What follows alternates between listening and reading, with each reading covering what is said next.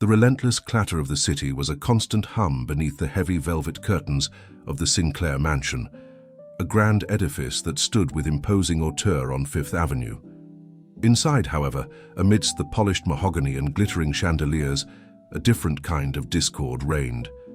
For Elsie Carter, the newest and perhaps the most unfortunate addition to the Sinclair household staff, the days unfolded in a wearying rhythm of endless chores and the ever-present shadow of her employer's displeasure. At 20 years of age, Elsie possessed a quiet resilience, a spirit that the endless scrubbing and polishing had yet to completely dim. With her dark hair invariably pulled back in a severe bun and her plain grey uniform concealing the gentle curves of her figure, she moved through the opulent rooms like a ghost, seen but rarely acknowledged. She had come to New York City with dreams as bright as the burgeoning electric lights that now illuminated its avenues, dreams of independence and a life beyond the small, dust-choked farm she had grown up on in upstate New York. Instead, she found herself indentured, in all but name, to Mr. Arthur Sinclair, a man whose wealth seemed only to amplify his inherent cruelty. Mr. Sinclair was a figure of considerable standing in the city's social circles, a man whose family name echoed through the annals of New York's elite. But behind the veneer of respectability, he was a petty tyrant, finding perverse pleasure in the discomfort and fear of those he deemed beneath him. Aunt Elsie, with her quiet demeanor and her lack of connections, had become an easy target for his capricious moods.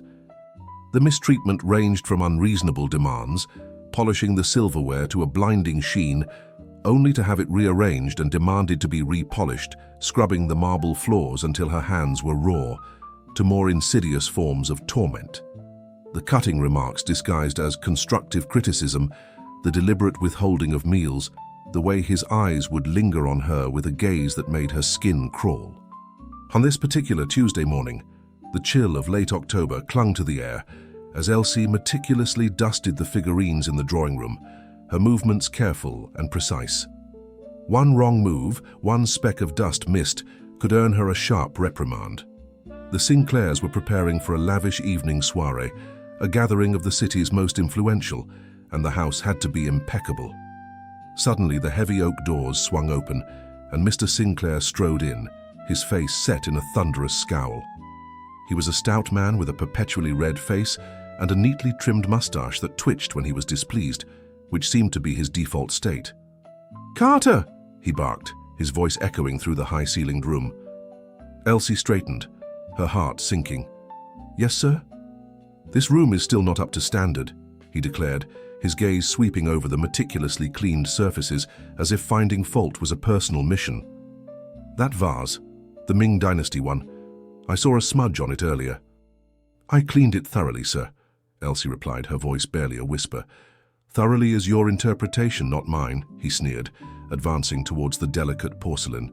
He ran a thick finger along its surface, his eyes narrowing. "See? Still there." Elsie's breath hitched. She had spent an extra 10 minutes on that particular vase. The smudge was likely nothing more than a trick of the light. But arguing with Mr. Sinclair was a fool's errand. "I will clean it again immediately, sir," she said, her head bowed. "See that you do," he snapped. "And while you're at it, the silver in the dining room needs another polish. Mrs. Van der Linde will be scrutinizing every detail tonight." He turned and swept out of the room, leaving Elsie trembling slightly. This was her life, an endless cycle of impossible tasks and unwarranted accusations. She longed for the simple dignity of honest work, the kind her father had known on their farm. But the money she earned, meager as it was desperately needed by her family back home, a burden that kept her tethered to the Sinclair household. Later that afternoon, as Elsie was struggling to lift a heavy tray of canapes for the evening's guests, her arms aching and her stomach growling with hunger, she collided with another figure in the busy hallway. The tray wobbled precariously, and several delicate pastries tumbled to the floor. "Oh, I am so sorry," Elsie exclaimed, her face flushing with panic. The man she had bumped into was tall and impeccably dressed in a tailored suit that spoke of considerable wealth. He had a shock of dark hair that fell rakishly across his forehead and a pair of piercing grey eyes that, for a fleeting moment, held a flicker of amusement before settling into an expression of polite concern. This was Mr. Alistair Kane, a name that even Elsie, in her isolated existence within the mansion, had heard whispered with a mixture of awe and apprehension. He was a guest of the Sinclairs, a man whose family's fortune was rumored to be as vast as the city itself, and who was known for his reclusive nature. "No harm done, miss," Mr. Kane said, his voice a smooth baritone that seemed to cut through the surrounding commotion. He bent down to help her gather the fallen pastries, his movements surprisingly graceful for his imposing stature. Their fingers brushed as they reached for the same miniature tart, and Elsie felt a jolt, a strange awareness of his presence that was unlike anything she had experienced in the cold, impersonal atmosphere of the Sinclair mansion.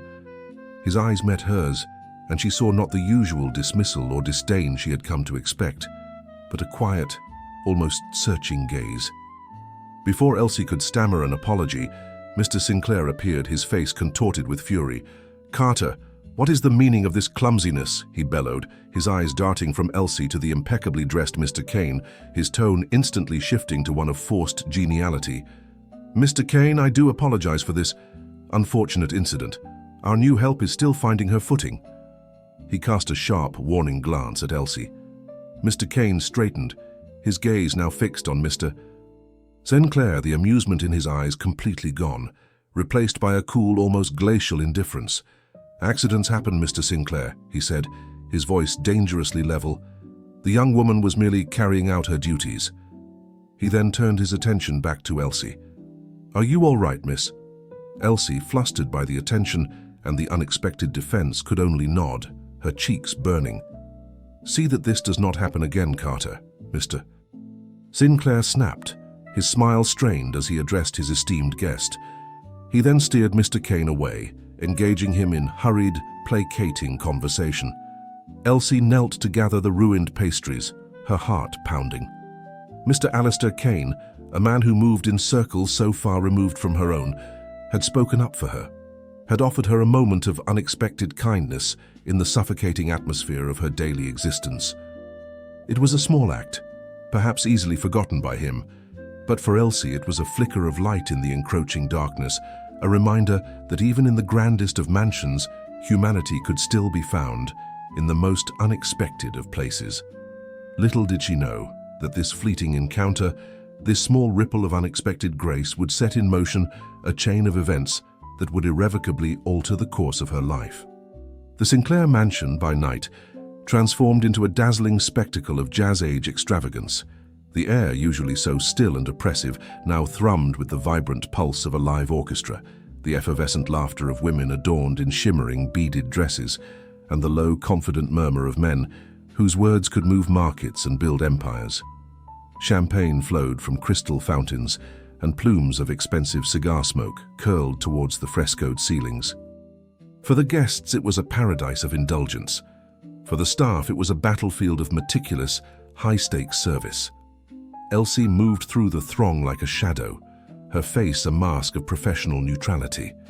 She carried trays of champagne flutes, her movements swift and silent, her eyes perpetually cast downwards to avoid drawing any unnecessary attention. Yet she was acutely aware of every detail. The glint of diamonds on a passing wrist, the sharp scent of gin from a discarded glass, the fragments of conversations about stock prices and summer homes in Newport. It was a world so utterly alien to her own that it felt like a play in which she was an invisible stagehand. Her mind, however, kept replaying the brief, startling encounter in the hallway. Mr. Alistair Kane. His name was spoken with a unique reverence throughout the party. He was a myth made flesh, the reclusive titan who rarely graced such social gatherings. Yet he was here, and he had defended her. The memory of his cool grey eyes looking at her with something other than disdain was a small, warm ember she cradled in the cold landscape of her evening. Her duties eventually led her to the Grand Library, where a smaller, more intimate group of Mr. Sinclair's most important male guests had gathered for brandy and cigars. The air was thick with smoke and the self-congratulatory aroma of male power. Mr. Sinclair was holding court, his voice booming as he pontificated on a recent business acquisition. Elsie's task was simple: to keep the brandy decanters full and the ashtrays empty, a silent, functional piece of the room's machinery. Alistair Kane stood apart from the main group, near a tall window overlooking the darkened expanse of Central Park. He held a brandy snifter, but seemed to have no interest in it, his gaze distant and thoughtful. He looked, Elsie thought, profoundly bored, a man watching a play for which he already knew the ending. It was then that Mr. Sinclair, his face flushed with brandy and self-importance, decided to create some entertainment for himself. He saw Elsie moving quietly to retrieve an empty glass from a side table. "Carter!" he barked, his voice cutting through the chatter. The room fell silent. "Come here." Elsie's heart froze. She walked towards him, her hands clasped before her, her eyes on the floor. "Yes, sir." "Mr. Kane was just admiring my new Persian rug," Sinclair said, a cruel, sly smile playing on his lips. "A priceless artifact, imported at great expense. It requires the most delicate of care." He took a long sip of his brandy, then, with a movement that was both shockingly deliberate and disguised as a careless stumble, he tilted his hand. A dark stream of brandy splashed onto a pristine white section of the magnificent rug. A collective, soft gasp went through the room. "Good heavens!" Sinclair exclaimed with theatrical dismay. "Look what you made me do, you clumsy girl. Your sudden movements are a menace." He turned to his guests. "You see, one simply cannot find good help these days." Elsie stood frozen in horror, the lie so blatant, so vicious it stole the air from her lungs. She had been standing perfectly still, a good 10 feet away. "Well, don't just stand there gawking," Sinclair roared at her. "Get down on your hands and knees and clean this up before it sets, now." Humiliation, hot and sharp, washed over Elsie. This was it, a public degradation designed for his amusement. The other men in the room shifted uncomfortably, but none dared to intervene. It was Sinclair's house, and this was his private theater of cruelty. With trembling hands, Elsie knelt, her mind numb, preparing to scrub the stain as the most powerful men in New York watched. "That won't be necessary." The voice was quiet, cool, and utterly commanding. It was Alistair Kane. He had moved from the window and was now standing beside Sinclair, his expression unreadable, but his grey eyes holding a dangerous Arctic chill. He looked down not at Elsie, but at the stain, and then at Sinclair. "It is a fine rug, Sinclair," he said, his voice deceptively calm, "but I imagine it can be replaced." "Well, of course, but the principle of the thing—" Sinclair began to bluster. "Indeed," Kane interrupted smoothly. "The principle. Tell me, what do you pay your domestic staff?" Sinclair was taken aback by the abrupt change of subject. I beg your pardon?" "A simple question," Kane continued, his voice never rising. "What is the yearly wage for a maid in your household?" I'm not certain of the exact figure. A few $100, perhaps," Sinclair stammered, confused and irritated. "I see," Kane said. He reached into the inner pocket of his tuxedo and produced a slim, elegant checkbook and a fountain pen. He uncapped the pen with a soft click that seemed to echo in the silent room. "I find myself in need of a new staff member for my own residence, someone with fortitude. I am prepared to offer you $5,000 for this young woman's contract, effective immediately." The room was utterly still. The men stared, dumbfounded. Elsie, still on her knees, looked up, her mind reeling in disbelief. He was buying her? Like a piece of property. The ember of hope she had nurtured from their earlier encounter was instantly extinguished, replaced by a cold, terrifying confusion. Sinclair stared at Kane, his mouth agape. $5,000 was an absurd, astronomical sum for a maid's contract. It was a fortune. The sheer, audacious power of the gesture left him momentarily speechless. The offer was both an insult and an irresistible temptation.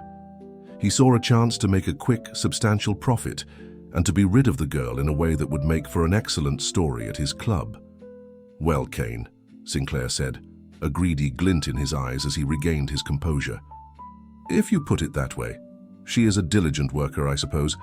It would be a great inconvenience to lose her, but for an old friend—" "We are not friends, Sinclair," Kane said, his voice flat. "This is a business transaction. Do we have a deal?"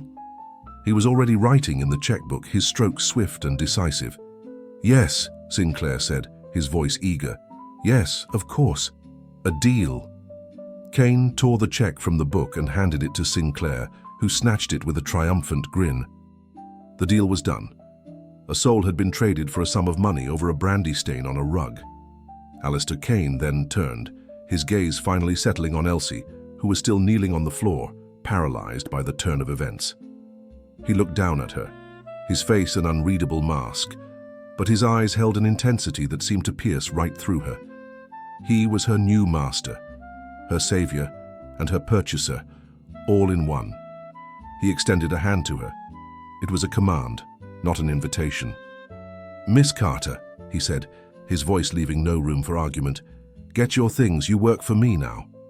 The journey from the Sinclair mansion was a surreal, silent dream.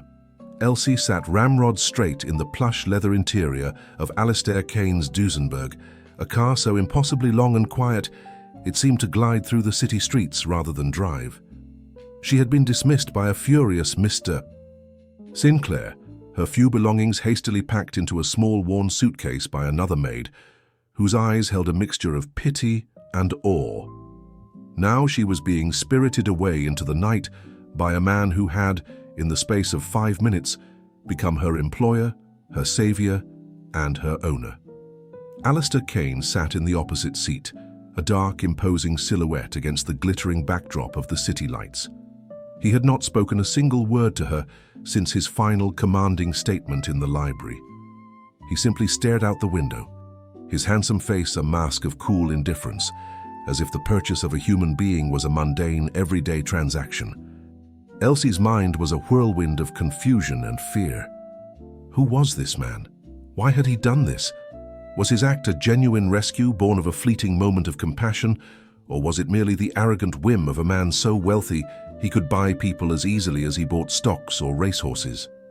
She had escaped the petty tyranny of Arthur Sinclair, but what new unknown form of servitude awaited her?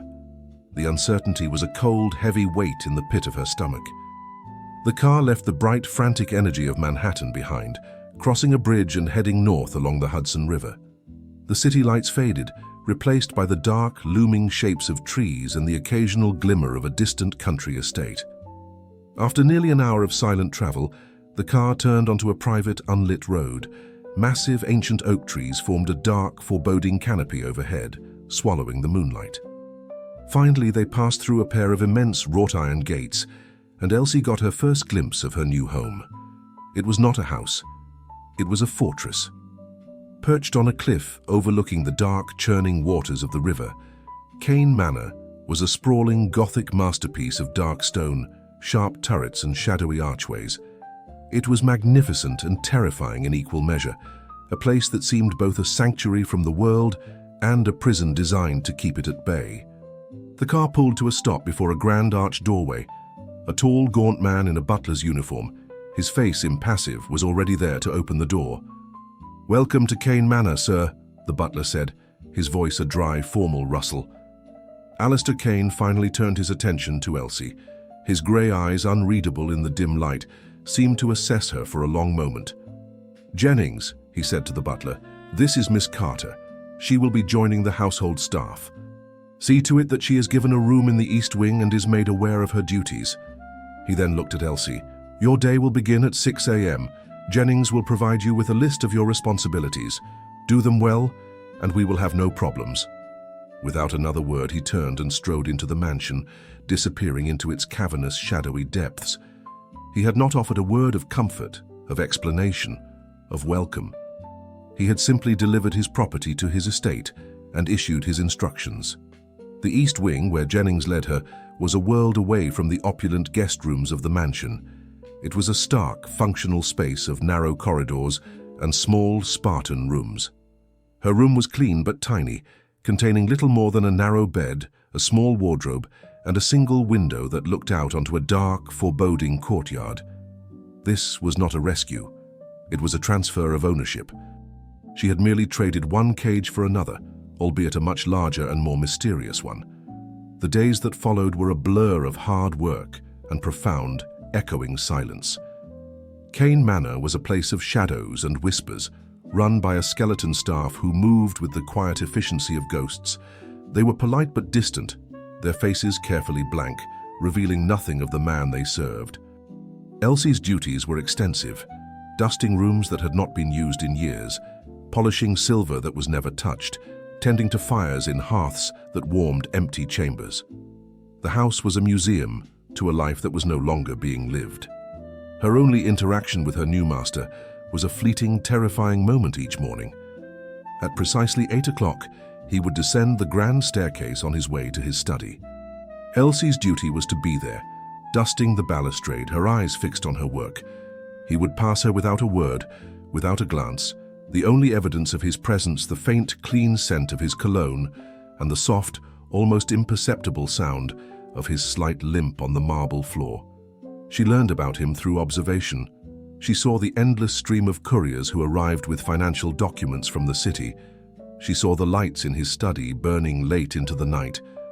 She saw the way the other staff members spoke of him in hushed, fearful tones, as if he were a temperamental god who might unleash his wrath at any moment.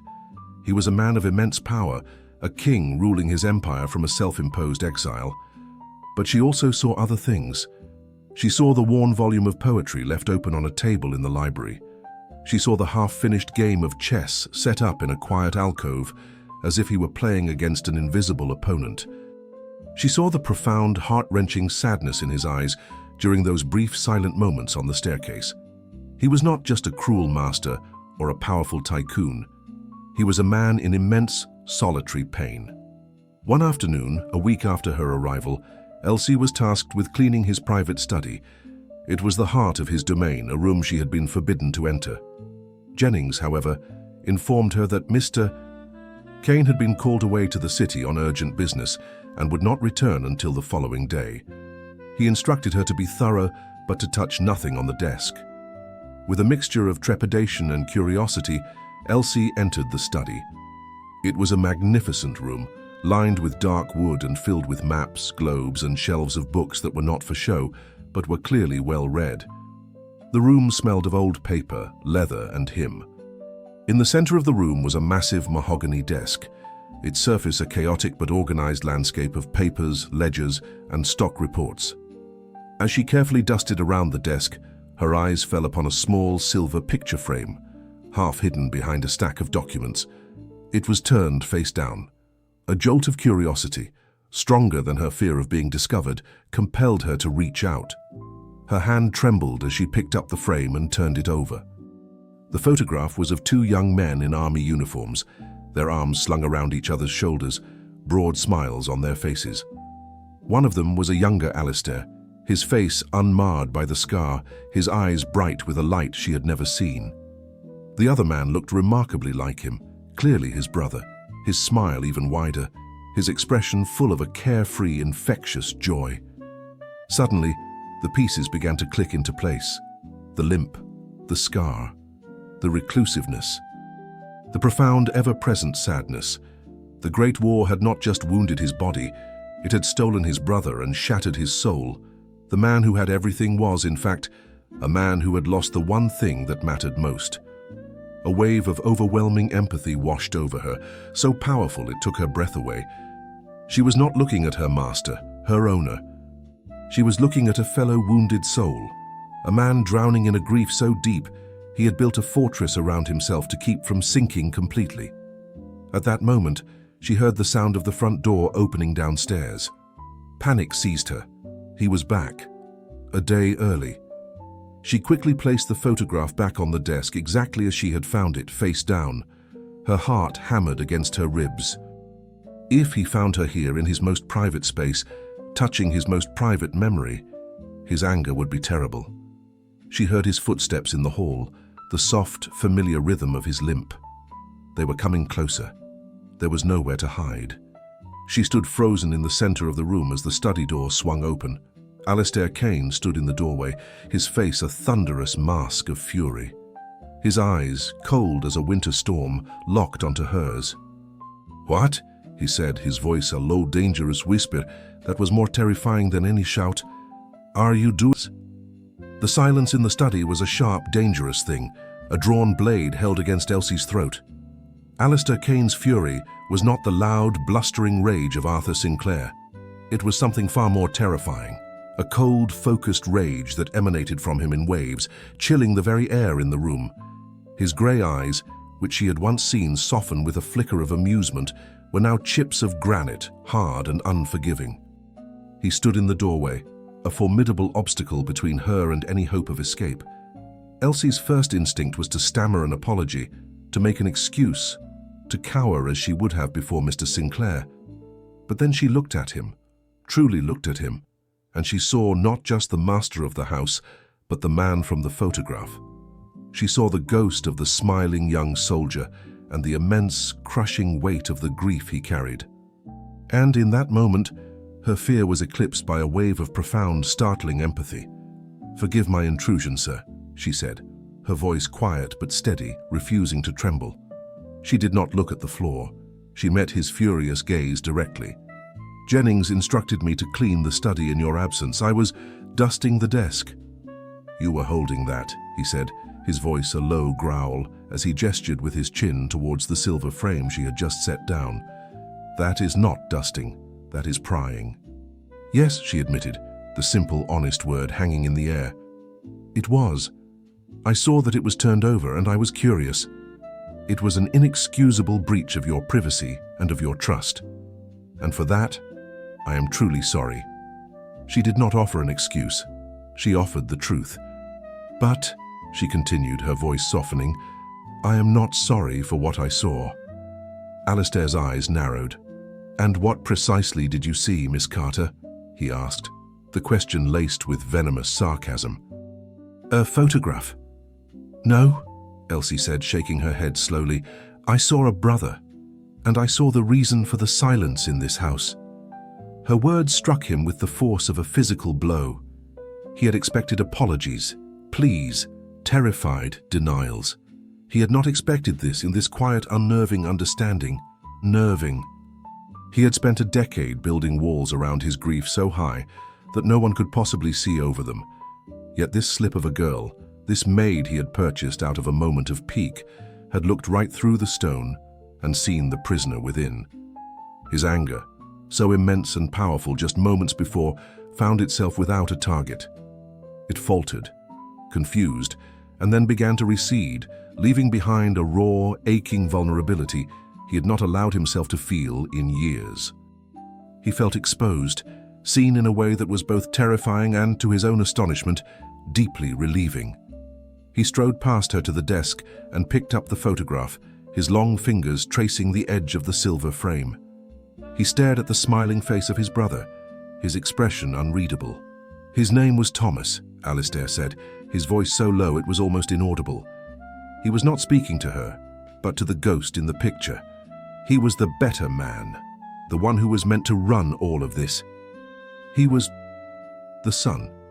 "He had a beautiful smile," Elsie whispered, her heart aching for the man before her. Alistair looked up at her, his composure cracking for a fraction of a second. "Yes," he said, his voice thick. "He did." He then seemed to remember who he was and who she was. The mask of the master slammed back into place, though it was now ill-fitting, like armor that had been dented. "You will finish your duties and leave this room," he said, his tone once again clipped and formal. "And you will never speak of this or of what you saw to anyone, is that understood?" "Yes, sir," Elsie replied softly. He placed the photograph back on the desk, face down, and then turned and left the room without another word, leaving Elsie alone in the sudden ringing silence. She finished her work with trembling hands, her mind replaying the encounter over and over. She had expected to be dismissed, to be cast out. Instead, he had shared with her the single most important piece of himself, his brother's name. The dynamic in the house shifted after that day.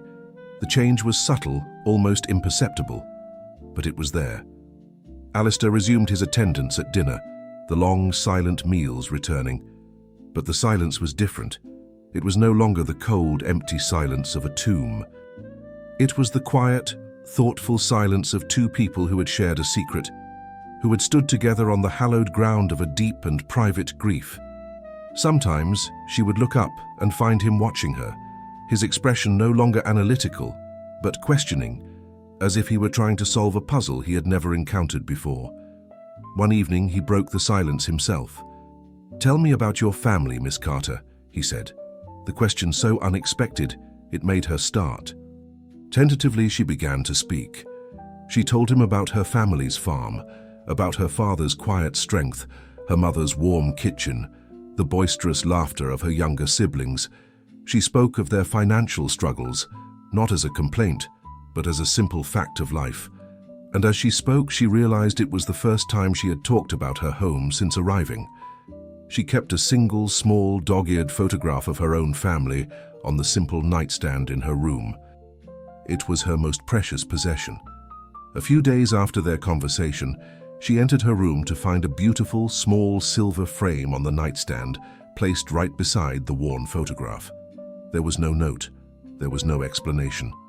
But she knew, with absolute certainty, who had put it there. It was his way of speaking, a silent acknowledgement of their parallel griefs, a recognition that she, too, had a world and a family that she missed. Alistair, in turn, found himself profoundly unsettled. This girl, Elsie, was an anomaly. She did not fear him. She did not flatter him. She did not seem to see his wealth or his power. She simply saw him. Her quiet empathy had breached his defenses in a way no business rival or high society gossip ever could. He found himself thinking of her at odd hours of the day, recalling her passionate defense of hope, her quiet courage in the face of his fury. He began reading the letters she sent and received from her family, a task Jennings usually performed as part of the household's security protocol. He learned of her mother's worsening cough, of her father's pride at being able to keep the farm running, thanks to the money Elsie was sending home. He read of her younger sister's dream of becoming a teacher. He was, for the first time, seeing the real-world consequences of the contract he had imposed. Her sacrifice was not an abstract concept. It had names and faces and a mother with a persistent cough. One day he summoned his lawyers. He gave them a series of quiet, precise instructions. He set up an anonymous trust, managed by a third party, to purchase the mortgage on the O'Connell farm, forgiving the debt entirely. He arranged for a specialist from New York City to travel upstate to treat Elsie's mother, all under the guise of a new state-sponsored rural health initiative. And he established a small scholarship at the local teachers' college, a scholarship for which her sister would be the first and most obvious recipient. He did all of this silently, efficiently, erasing her family's burdens from the shadows. A week later, a letter arrived for Elsie from her mother. She opened it, her hands trembling with excitement. As she read, her eyes filled with tears, but this time they were tears of pure, unadulterated joy. Her mother wrote of the miracle. The bank had forgiven their debt. A famous doctor from the city had come and given her a new medicine that had worked wonders, and Nora had received a full scholarship to become a teacher. Her family was safe. They were happy. Her sacrifice had been worth it. But Elsie knew it was not a miracle. There was only one man in the world with the power and the quiet, intricate methodology to arrange such a series of fortunate events. That evening, she did not wait for dinner. She went to the library where she knew he would be. He was standing by the window looking out at the river, a solitary, imposing figure. "Mr. Kane," she said, her voice soft. He turned, his expression guarded. "Miss Carter." She walked towards him, holding her mother's letter in her hand. She stopped before him and simply looked up at his face. She didn't need to ask. She already knew.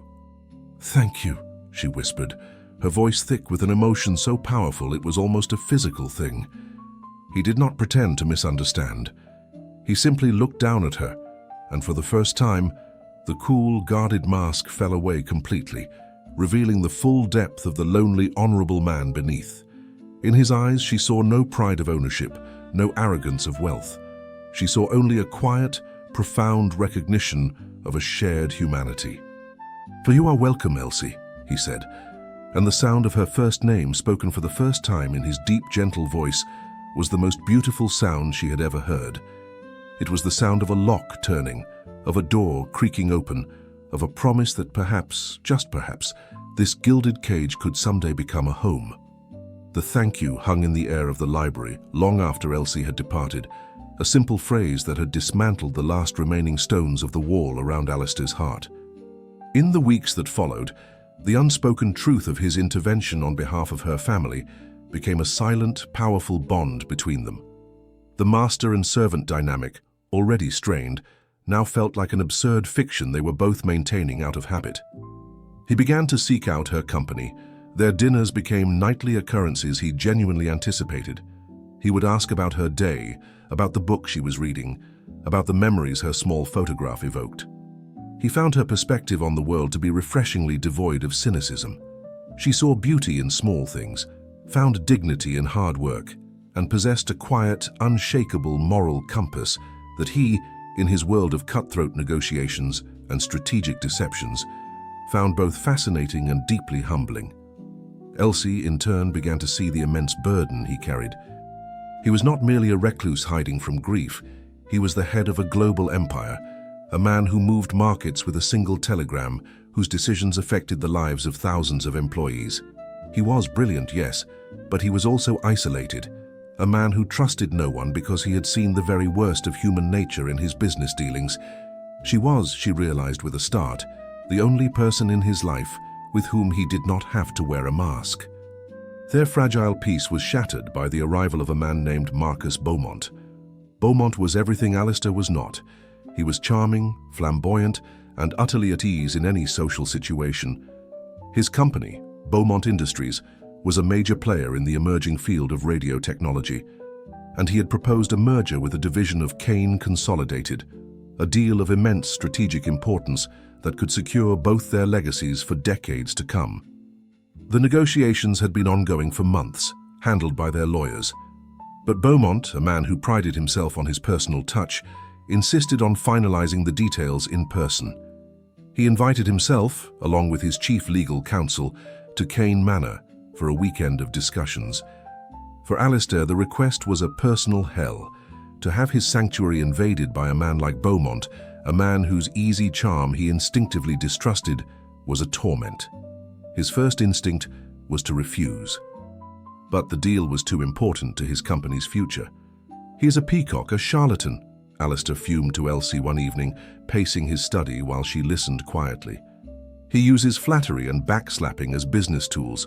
I despise everything he represents." "Then you must not let him see that," Elsie said, her voice calm and steady. "He expects you to be the awkward, irritable recluse the newspapers write about. He is likely counting on your discomfort to give him an advantage in the negotiation. Do not give him the satisfaction." Alistair stopped his pacing and looked at her. "And how do you suggest I do that? I am not a performer." "No," she agreed. "You are a king, and a king does not need to perform. He simply needs to preside. Let him be the peacock. You will be the lion." Her words, so simple and yet so insightful, struck him. She was right. He had been so focused on his own discomfort that he hadn't considered the strategic advantage of his own reputation. The weekend arrived, and with it, Marcus Beaumont. He swept into the manor with a gust of expensive cologne and loud laughter, his compliments flowing as freely as the champagne he immediately requested. "Alistair, my dear fellow, your home is a masterpiece, a Gothic dream," he declared, clapping Alistair on the shoulder. Alistair stiffened at the unwelcome familiarity, but managed a cool, polite nod. Elsie's role during this invasion was to be invisible, to serve as a maid, and ensure the guests' needs were met. But she was not just a maid anymore. She was a silent observer, her eyes and ears open, her perception sharpened by her love for the man whose home was under siege. From the shadows, she watched the game unfold.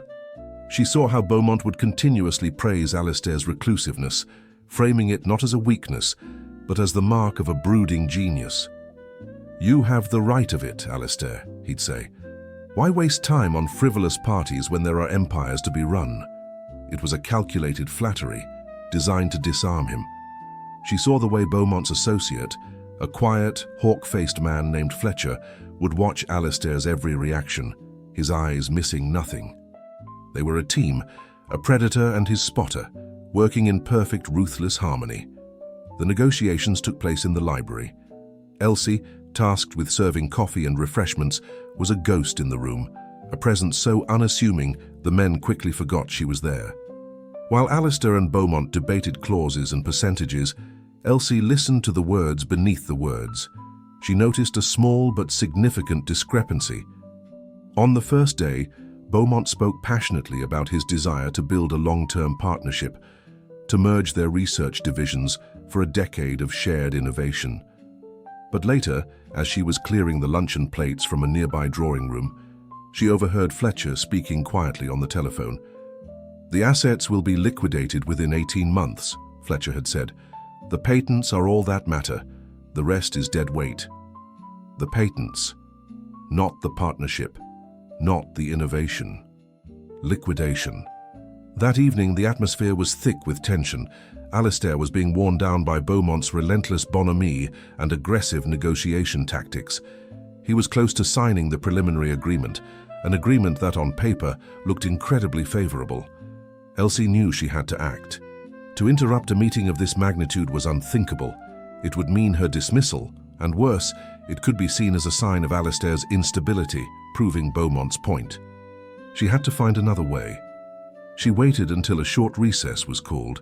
As Alistair walked out of the library to stretch his legs on the terrace, his face grim, she intercepted him in the hallway, holding a silver tray with a single glass of water. "Sir," she said, her voice a low, urgent whisper, "a moment of your time." He looked at her, his expression weary. "Elsie, I am in the middle of—" "I know," she said, cutting him off, a risk she had to take. "But you must listen. It's about the heart of the enterprise." She used the same words she had used to describe the purpose of a company, words she knew he would remember. Beaumont speaks of a 10-year partnership, but his man speaks of liquidating assets in 18 months. He praises your reclusiveness to your face, but he is counting on it to make you rush into a deal just to be rid of him. He is not admiring your castle, sir. He is measuring its walls for demolition. She spoke quickly, laying out her observations, the overheard phone call, the subtle contradictions in Beaumont's flattery, the predatory gleam in Fletcher's eyes. She presented it not as an emotional outburst, but as a calm, logical analysis of human behavior. Alistair stared at her, his mind rapidly processing her words. He had been so focused on the complex financial data and his own personal discomfort that he had missed the human tells, the subtle signs of deception that Elsie, from her vantage point of invisibility, had seen with perfect clarity. Her empathy, her quiet observation, was a tool more powerful than any legal counsel. A cold, dangerous light entered his eyes. He had been played for a fool, and Alistair Kane did not suffer fools. He gave her a single, almost imperceptible nod. "Thank you, Elsie." "That will be all." He turned and walked back into the library. When the meeting resumed, he was a different man. The weary, irritable recluse was gone, replaced by the ruthless tycoon who had built an empire. "Gentlemen," Alistair said, his voice like silk-wrapped steel, "I have reviewed the final points and I have just one or two clarifying questions before we sign." He then began to systematically dismantle Beaumont's proposal, using the insights Elsie had given him. "You speak of a long-term merger of our research divisions, Marcus," he said, his gaze pinning Beaumont to his chair. "Could you explain, then, why your legal counsel was on the phone this afternoon, discussing the liquidation of those same divisions within 18 months? The color drained from Beaumont's and Fletcher's faces. Alistair continued, relentless. "And you speak of a partnership, yet this contract gives you sole control over the patent portfolio. You are not proposing a merger. You are proposing a corporate raid dressed up in a tuxedo. You saw a sleeping lion and thought him a sheep. You were mistaken." He stood up, his towering presence dominating the room. "This meeting is over. The deal is off. And you, Mr. Beaumont, will be hearing from my lawyers regarding your fraudulent misrepresentations. Jennings will show you out." The victory was absolute, the execution flawless. He had not just rejected the deal, he had annihilated his opponent. Later that night, long after Beaumont and his man had made their hasty, humiliated departure, Alistair found Elsie in the conservatory. She was standing by the glass, looking out at the moonlit river. He came to stand beside her, the silence between them comfortable. profound. "The men in that room see power and finance," he said quietly. "They see numbers and contracts. None of them, myself included, saw the truth. But you did." He turned to her, his face serious, his eyes full of an emotion that made her heart race. "They see a maid, but I see the sharpest mind and the truest heart I have ever known. You have an incredible gift, Elsie. You see the hidden patterns in people. You see the truth beneath the surface." He took her hand, his touch sending a warm current through her. "You didn't just save my company today. You saved me from my own blindness. I thought I needed to keep the world out to be safe. But I see now that I don't need these stone walls for protection. I just need you." Alistair's words hung in the quiet, fragrant air of the conservatory, as profound and as clear as the stars beginning to prick the twilight sky. "I just need you." It was the simplest of phrases, yet it held the weight of a decade of loneliness, a lifetime of guarded solitude, and the breathtaking vulnerability of a man finally admitting he could not stand alone. Elsie looked up at him, her heart a wild, fluttering bird in her chest.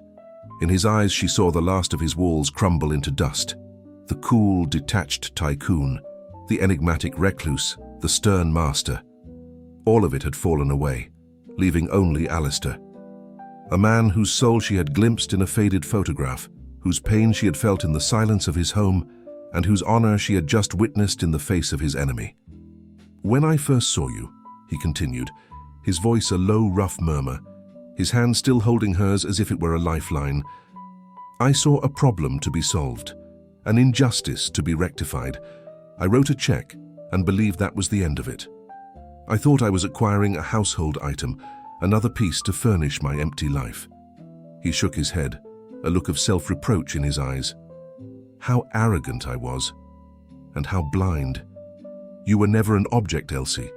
You were a mirror.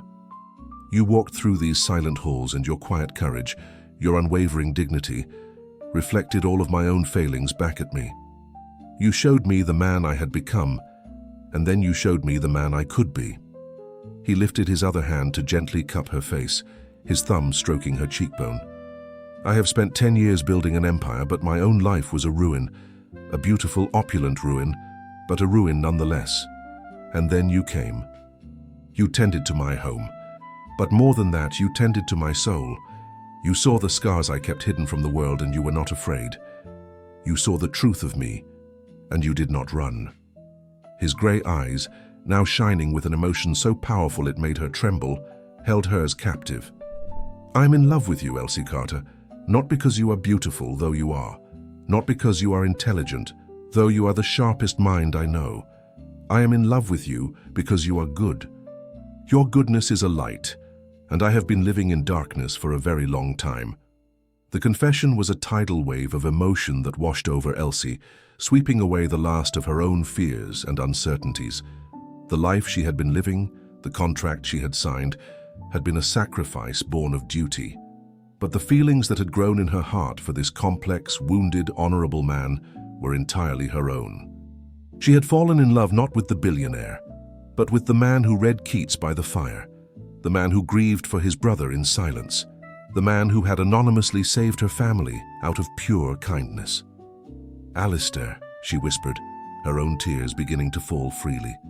"When I came here, I thought I was entering a prison. I thought my life was over. But you gave me a sanctuary. You gave me a home for my art. You saw me when no one else would. You listened to me when I was just a maid you had bought. How could I not fall in love with you?" A slow, wondrous smile transformed his face, chasing away the last of the shadows. He leaned down, and this time there was no hesitation, no sudden interruption to shatter the spell. He kissed her. It was a kiss that sealed 1,000 unspoken conversations. It was not a kiss of frantic passion, but of deep, reverent love. It was tender with gratitude, profound with the relief of two lonely souls finally finding their harbor. It was the taste of home, a home they had built together in the quiet spaces between them. In that kiss, the last vestiges of their master and servant charade dissolved into nothingness. They were simply a man and a woman, equal partners in a love that had blossomed in the most unlikely of circumstances. When they finally broke apart, he rested his forehead against hers, their breaths mingling in the cool air. "The contract you signed is a lie," he murmured against her skin. "It is a cold, heartless document that has no place in the life I want to build with you." He took her hand and led her from the conservatory, through the now welcoming halls of the manor, and into his study, the room where she had first discovered his secret grief, the room where their true story had begun. He walked to the massive mahogany desk, opened a drawer, and retrieved the legal document she had signed that first day. He held it out for her to see, its formal, damning clauses a testament to the life she was about to leave behind forever. "This document," he said, his voice firm, "bound you to servitude. I want to offer you a new contract." He led her to the fireplace, where the embers of a dying fire still glowed warmly. "Marry me, Elsie," he said, his grey eyes burning with intensity as he looked down at her. "Not as a possession, not as a part of a business deal. Marry me as my partner, my equal, my wife, in every sense of the word. Help me fill this house with laughter. Help me build a legacy that is not just about profit, but about purpose. Share your life with me and allow me to share mine with you. Say you will be my wife, not by contract, but by choice." He held the old insulting contract over the embers. "This is the past," he said. "Say yes and we will let it turn to ash and build our future together." Elsie looked from the paper in his hand to the incredible man standing before her, his heart finally completely open to her. Her journey had been one of sacrifice, of fear, of uncertainty, but it had led her here to this moment, to a love greater than any she had ever dared to dream of. The choice was not a choice at all. It was an inevitability, as natural as breathing. "Yes," she whispered, her voice ringing with a joy so pure it felt like a song. "Yes, Alistair, I will marry you." A radiant smile lit up his face. Together, they dropped the contract into the fireplace. They watched as the flames licked at the edges of the paper, curling the legalistic words into black, meaningless ash. The symbol of her bondage, the price of her family's salvation, was gone. Alistair turned to her and pulled her into his arms, lifting her off the ground and spinning her around as the last of the contract disappeared in a final, bright flare. The sound of his deep, genuine laughter filled the study, chasing away the last of the ghosts. In the heart of the great, silent manor, a new life built on the foundations of a true and powerful love was about to begin. The transformation of Kane Manor was nothing short of miraculous. It was as if Elsie's happiness had become the very light that now streamed through the newly cleaned windows, chasing away the long-held shadows. The oppressive silence was replaced by the sound of life, the distant, cheerful chatter of a household staff, no longer afraid of their own footsteps, the soft strains of Alistair playing the piano in the evenings, and most wondrously, the sound of shared laughter echoing in the once somber halls. Their love, now confessed and consecrated, was a quiet, powerful force. They spent their days in a blissful bubble of discovery. Elsie learned the intricate details of Alistair's empire, her sharp mind surprising him with its quick grasp of complex concepts. He, in turn, learned the stories behind her paintings, the memories and dreams woven into every brushstroke. He had given her a sanctuary for her art, and she, in return, was teaching him the art of living. They decided to marry in the spring, a small private ceremony, but before that Alistair knew they had to face the world. His decade of seclusion had created a vacuum of power and a whirlwind of speculation. His sudden re-emergence, and the news of his intention to marry a former maid, was a scandal of the highest order, a delicious piece of gossip to be devoured by the voracious appetite of New York high society. "They cannot be ignored," Alistair said one evening as they sat in the library, a comfortable silence between them. "Their whispers have power. They can affect the company's stock, my standing with the board, our future. We cannot hide from them, Elsie. We must face them, on our own terms." His plan was audacious. He would host a grand ball at Kane Manor, a formal engagement party to introduce his fiancée to the world. He was not asking for their approval. He was issuing a royal decree. He was forcing the lions of society to come to his den, to meet the woman he had chosen, and to acknowledge her as the future Mrs. Alistair Kane. "It will be a trial," he warned her gently, his grey eyes searching her face. They will be polite to your face, but their eyes will be like daggers. They will be looking for any flaw, any misstep, to confirm their prejudices. "And what will they see?" Elsie asked, her chin held high, though her heart fluttered with a nervous bird's wings. "They will see the woman I love," he said simply, his faith in her absolute. "That will be more than enough." The preparations for the ball consumed the next month. The manor was thrown into a state of organized, elegant chaos. Florists, caterers, and orchestra leaders paraded through the halls. Elsie, who had once polished the silver, was now selecting the patterns. She found she had a natural eye for elegance and a quiet, firm authority that the staff immediately responded to. She was no longer just a resident. She was becoming the mistress of the house, and the role fit her with a surprising, natural grace. For her gown, Alistair insisted on the finest couturier in Paris. He had sketches sent over, but it was Elsie who made the final choice. She selected a design of breathtaking simplicity, a sheath of shimmering silvery blue silk that matched the color of the Hudson River at twilight. It was a dress that did not scream for attention, but commanded it with its understated elegance. As the date of the ball approached, however, the whispers from the city grew louder, reaching them even in their secluded sanctuary. They came in the form of newspaper clippings sent by Alistair's lawyers. The society pages, penned by venomous gossip columnists, were having a field day. They called her the Cinderella of the scullery. They speculated wildly about her past, painting her as a cunning, ambitious schemer who had somehow bewitched the city's most eligible and eccentric billionaire. They wrote of the tragedy of the Kane name, lamenting the downfall of a great dynasty into the hands of a nameless nobody. Elsie would read these articles, and a cold knot of fear would tighten in her stomach. She knew these people. She had served them. She knew their casual cruelty, their unshakable belief in their own superiority. How could she possibly stand before them as an equal? The doubt, a familiar and unwelcome guest, began to creep back into her heart. One evening, Alistair found her in the conservatory, staring blankly at an unfinished canvas, her shoulders slumped in defeat. He came to stand behind her, his hands gently resting on her shoulders. "You've been reading the papers again," he said softly. It wasn't a question.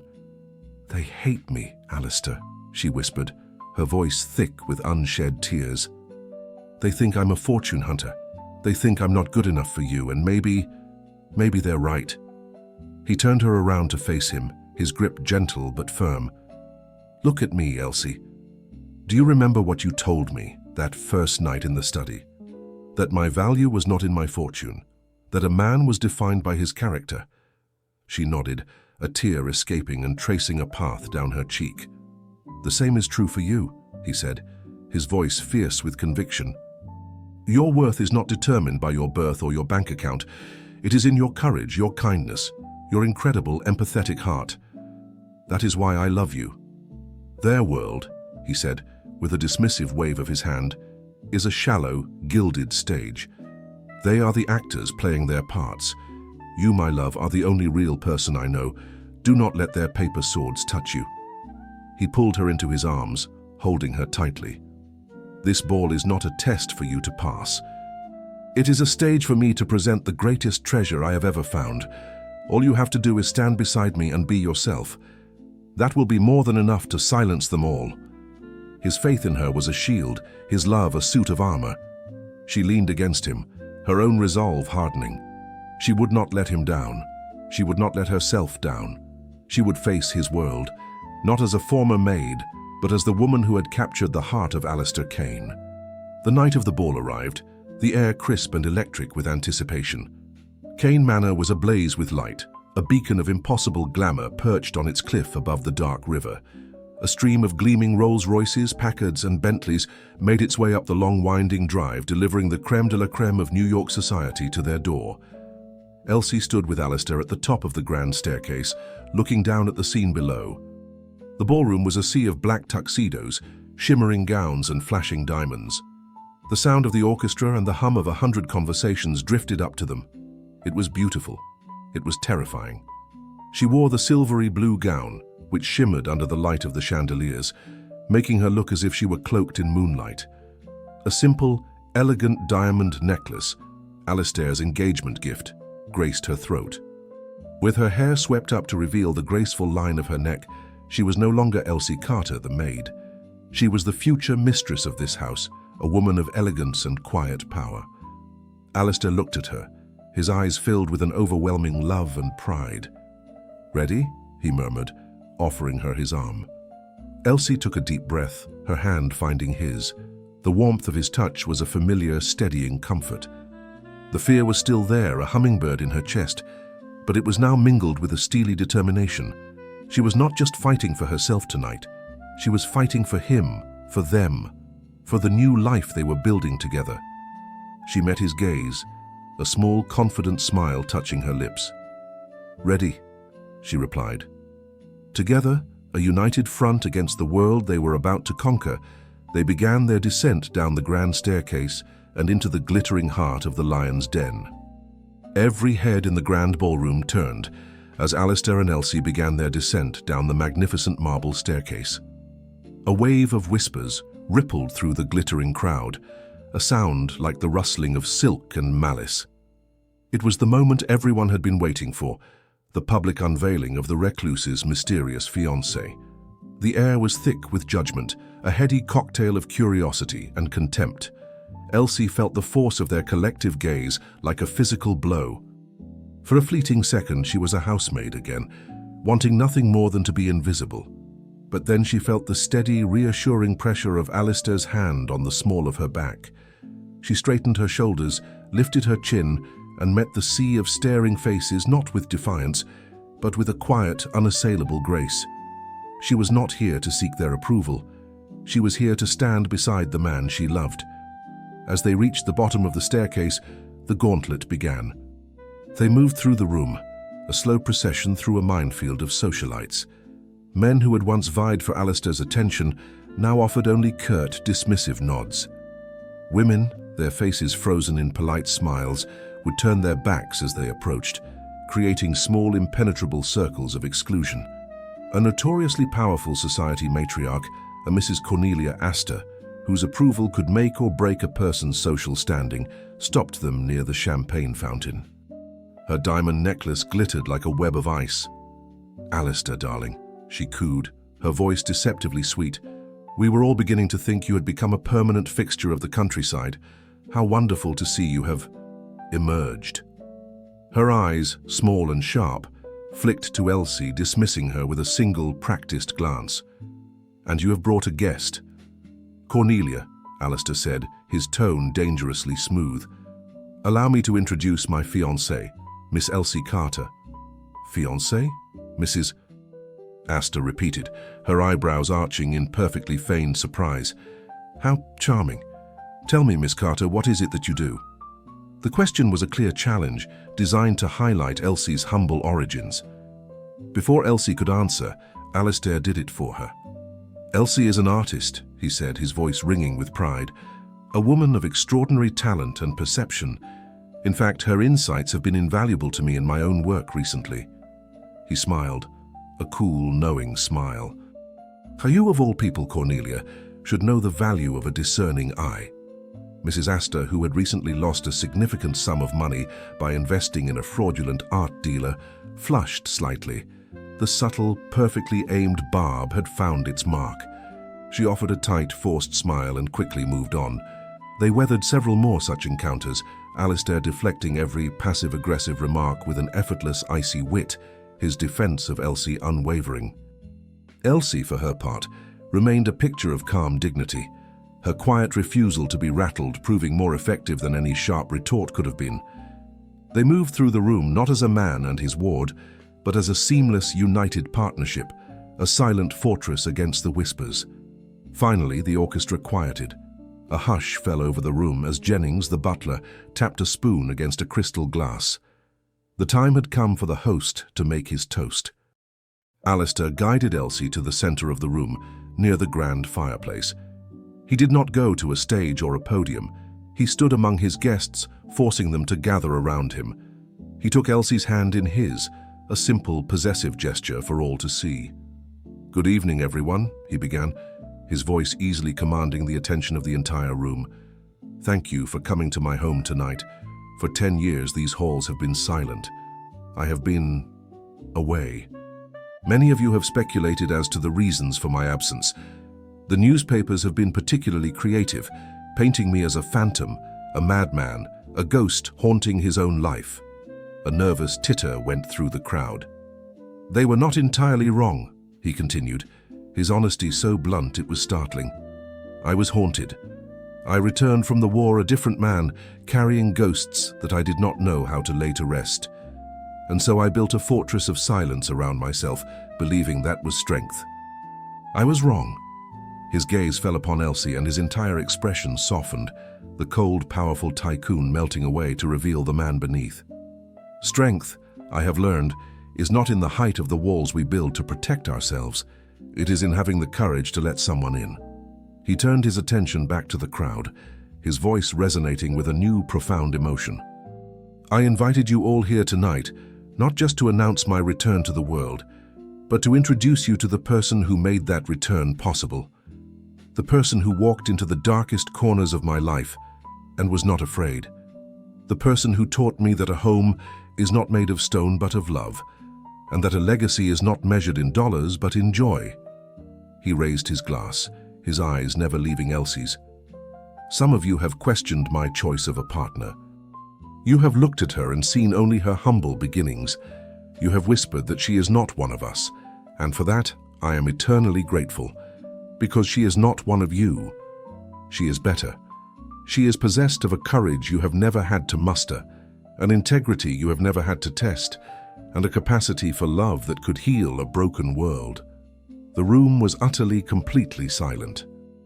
Every guest was captivated, their social masks forgotten, their cynical hearts momentarily silenced by the raw, undeniable power of his love. Beatrice Croft, who had tried a similar tactic at a gala in another story, was not present in this narrative, but the spirit of her disapproval was embodied in the collective gasp of the room. So I would like to propose a toast, Alistair concluded, his voice ringing with triumph. Not to my return, not to my company, but to my future. To the true mistress of this house and the undisputed queen of my heart, to Elsie Carter. He drank from his glass, his eyes locked on hers. For a moment, no one moved. The entire social world of New York seemed to be holding its breath. Then, a single sound broke the silence. An elderly, respected banker, a man known for his shrewdness and lack of sentimentality, raised his own glass. "To Miss Carter," he said, his voice firm.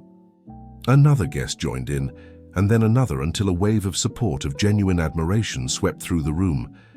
They toasted her, their applause filling the grand ballroom, not out of social obligation, but out of a true recognition of the incredible story they had just witnessed.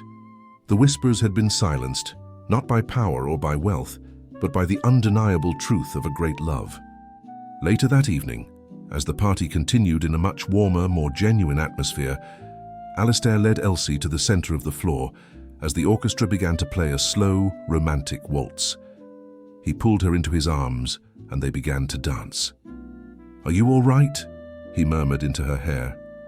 "I am more than all right," she whispered, her head resting on his chest, her heart full to bursting. "I feel as though I could conquer the world." "We already have," he said, smiling down at her. "And we did it together."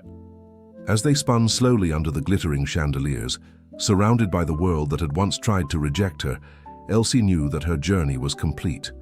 She was no longer the frightened maid or the mysterious fiancée. She was simply Elsie, and she was home. Com certeza. A batalha foi vencida, a sociedade foi conquistada e o amor deles foi validado publicamente. Agora começa a construção do Felizes para Sempre. Aqui está o capítulo 9 de Mistreated by Her Master. A maid finds an unlikely savior, a billionaire. Chapter 9. The Vows of a New Beginning. The morning after the ball, Kane Manor awoke as if from a long, enchanted slumber.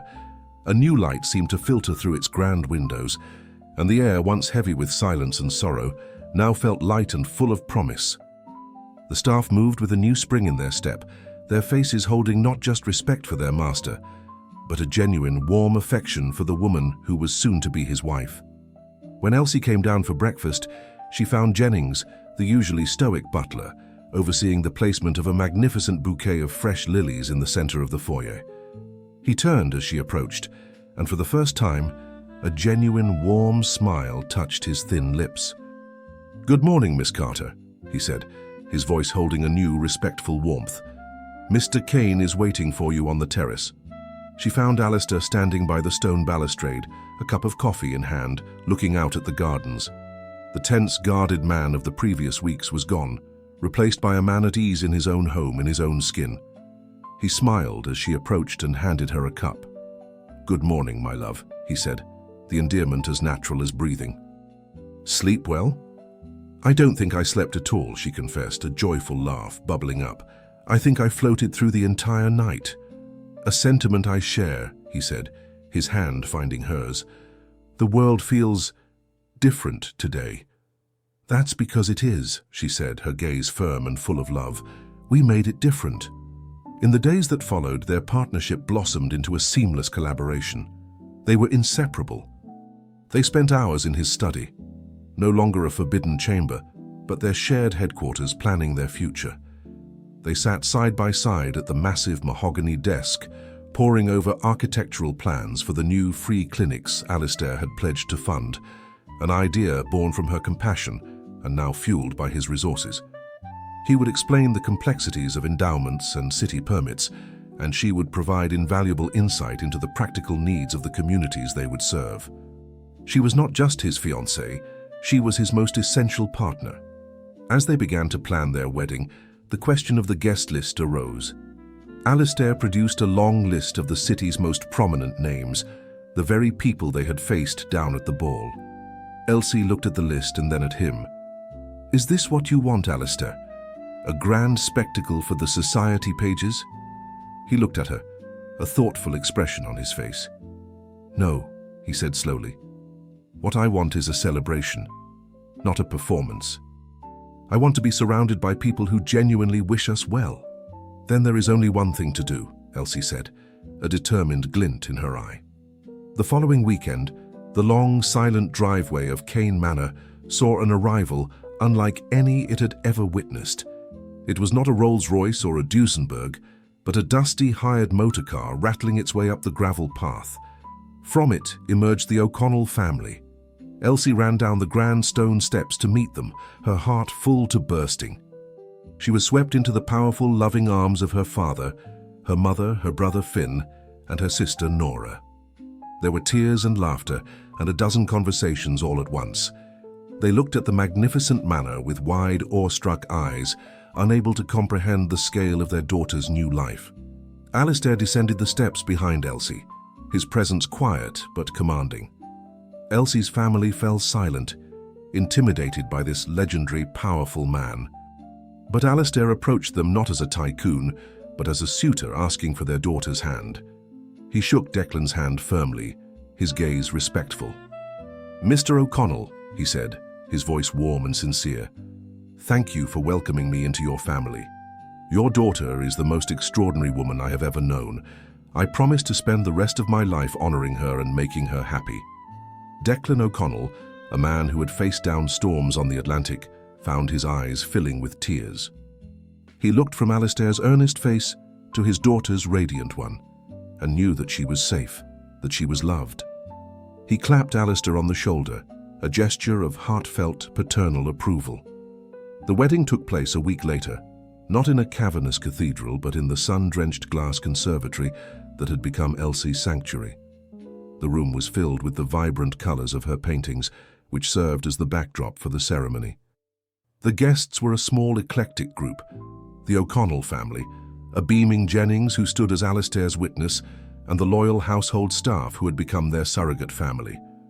Elsie wore a simple, elegant gown of ivory silk.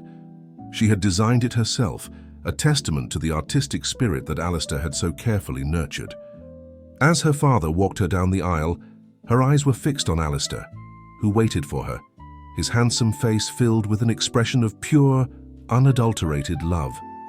They exchanged vows they had written themselves, vows that spoke not of fortunes and titles, but of shared burdens and mutual healing. They promised to be each other's lighthouse in any storm, to find beauty in the truth, and to build a life founded on partnership and empathy. When the judge pronounced them husband and wife, Alistair's kiss was a tender, reverent seal on their promise. The celebration that followed was not a grand ball, but a joyful, intimate luncheon in the manor's sunlit garden. Finn played the piano, filling the air with beautiful melodies, and Declan O'Connell told stories that made even Alistair laugh, a deep, genuine sound of happiness that echoed through the grounds. The two families, one from a Brooklyn brownstone and one from a Fifth Avenue dynasty, blended together, united by the love of their children. That evening, after the last of the guests had departed, Alistair led Elsie by the hand up to the manor's rooftop terrace. The city glittered below them, a carpet of 1,000,000 diamond lights. "I used to come up here and look at the city," Alistair said quietly, wrapping his arms around her from behind. "It felt so distant. A world I owned but could not touch. It was lonely." "And now?" Elsie asked, leaning back against his chest. "And now," he murmured into her hair, "it looks like home. Because you are here with me." He turned her around to face him. "I have a wedding gift for you," he said. He handed her a simple, elegant envelope. Inside, she found not a deed to a new property or a certificate for stocks, but a beautifully illustrated charter. It was the official incorporation of the Carter Kane Foundation, a new charitable organization with a single stated purpose: to provide arts and education to the underserved communities of New York City, in the belief that every soul deserves access to beauty and knowledge. He had not just given her a foundation, he had given her her own legacy, intertwining her maiden name with his forever. Tears of joy streamed down Elsie's face. "Alistair, we build things together now," he said softly, wiping away a tear with his thumb. "You taught me that. This is just the first of many." She looked from the charter in her hands to the incredible man before her, and then to the glittering city that lay at their feet. The journey had been long and fraught with peril. She had been a mistreated maid, a purchased possession, an object of scorn. But now she was a beloved wife, a respected partner, and the co-architect of a new and beautiful future. She looked at the city, no longer a place of struggle, but a canvas of infinite possibility, and she knew with every fiber of her being that their greatest work had only just begun. The years that followed the quiet wedding in the conservatory were a testament to the transformative power of a love built on mutual respect and healing. The legend of the reclusive phantom of the Hudson slowly faded from the society pages, replaced by the story of Alistair Kane, the visionary philanthropist, and his brilliant, compassionate wife, Elsie. Together, they became one of New York's most respected and beloved couples, their partnership a quiet force that reshaped corners of the city in ways no one had anticipated. Blackwood Manor, once a monument to grief and isolation, was reborn. The echoing silence was filled with the sounds of life.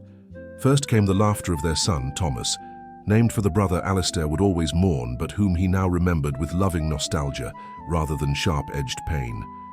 2 years later, their daughter Clara arrived, her spirit as vibrant and as colorful as one of her mother's paintings. The grand, lonely house was now a home, its gardens replanted, its rooms filled with light, its halls echoing with the pitter-patter of small feet. Jennings, the once somber butler, was often seen with a genuine, crinkly smile, indulging the children with secret treats from the kitchen. Alistair, with Elsie by his side, emerged fully from his self-imposed exile. He became a different kind of Titan, one known not for his ruthlessness but for his integrity.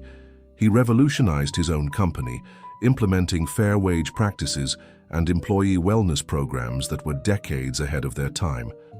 He discovered that a happy, respected workforce was not just a moral good, but a brilliant business strategy.